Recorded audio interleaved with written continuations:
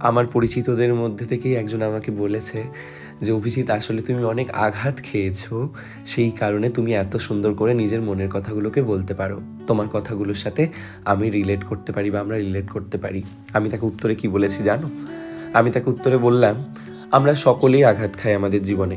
আমরা আশাহত হই, আমরা আঘাত পাই, আমরা বিশ্বাসে আঘাত পাই, আমাদের ইমোশনাল ব্রেকডাউন হয়, প্রত্যেকের হয়, কারো আগে কারো পরে।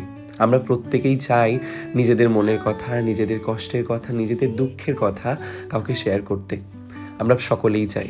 এবার সেটা কোনো ব্যক্তি হতে পারে, কেউ ঈশ্বরের কাছে শেয়ার করে, কেউ নিজের সাথেই শেয়ার করে। আমি হলাম সেই নিজের সাথে শেয়ার করা লোকেদের মধ্যে একজন।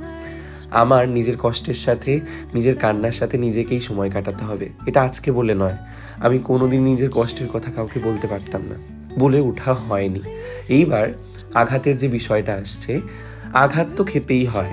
আঘাত অভিজ্ঞতা বাড়ায়, আবার অভিজ্ঞতা যদি করতে হয় তার জন্য তোমাকে আঘাত খেতেই হবে, মানে ভুল করতে হবে। সম্পর্কটা বড়ই জটিল। এই জটিলতাটাকে একসেপ্ট করতে হবে সবার আগে, যে আমি ভুলও করব, আমার অভিজ্ঞতাও হবে। অভিজ্ঞতা আমাকে নেক্সট টাইম ওই ভুলটা করতে বাধা দেবে। এইটুক আমাদের জীবনে দরকার।